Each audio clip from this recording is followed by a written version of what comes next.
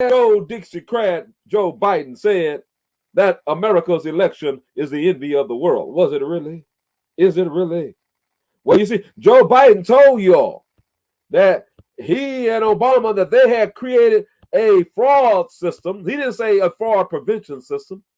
He said a fraud system second to none in the world. Secondly, we're in a situation where we have put together, and you guys did it for our the President Obama's administration before this. We have put together, I think, the most extensive and inclusive voter fraud organization in the history of American politics. Yeah, voter fraud. Yeah. See, he slipped. Crooked lip. Crooked lip, Joe. Let's see it again. Look at this crooked lip. Watch this lip. Secondly, we're in a situation where we have put together, and you guys did it for our the President Obama's administration before this. We have put together, I think, the most extensive and inclusive voter fraud organization in the history of American politics. Yes, they said,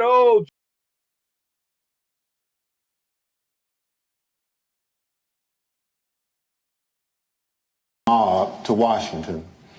Afterward, on January 6th, when he knew that the assembled mob was heavily armed and angry, he commanded the mob to go to the Capitol, and he emphatically commanded the heavily armed mob to fight like hell. For the weeks between the November election and January 6th, Donald Trump was a force to be reckoned with. He shrugged off the factuality and legality correct, sober advice of his knowledgeable and sensible advisors. Instead, he recklessly blazed a path of lawlessness and corruption, the cost to which democracy be damned. And then he stopped.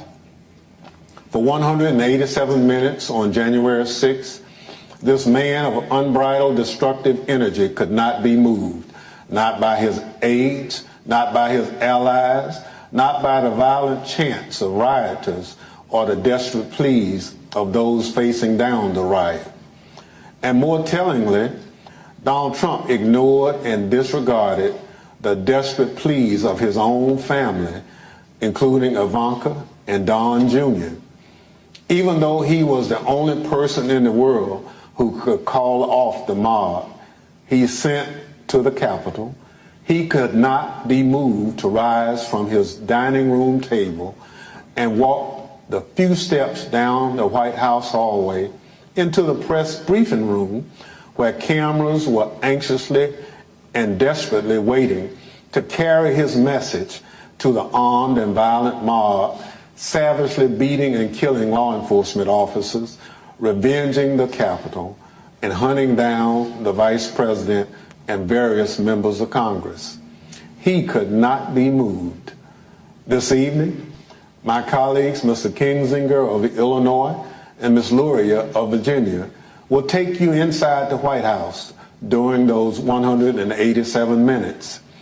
We also remind you of what was happening at the Capitol minute by minute as the final violent, tragic part of Donald Trump's scheme to cling to power unraveled while he ignored his advisors, stood by and watched it unfold on television.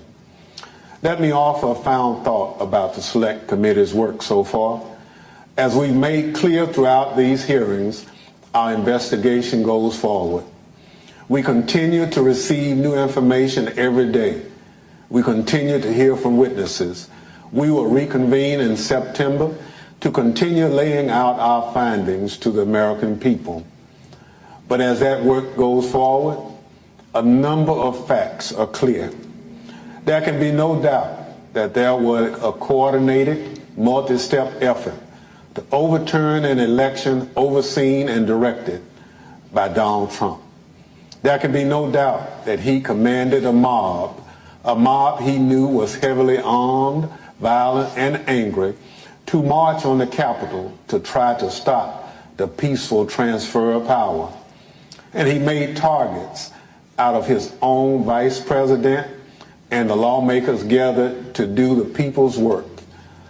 These facts have gone undisputed, and so there needs to be accountability. Accountability under the law, accountability to the American people, accountability at every level, from the local precincts in many states where Donald Trump and his allies attacked election workers for just doing their jobs, all the way up to the Oval Office, where Donald Trump embraced a legal advice of insurrectionists that a federal judge has already said was a coup in search of a legal theory. Our democracy withstood the attack on January 6th.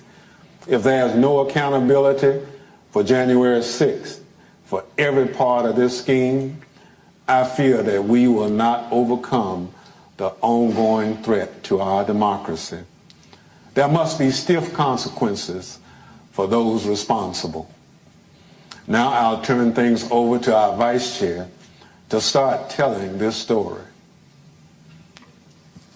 Thank you, Mr. Chairman. Without objection, the presiding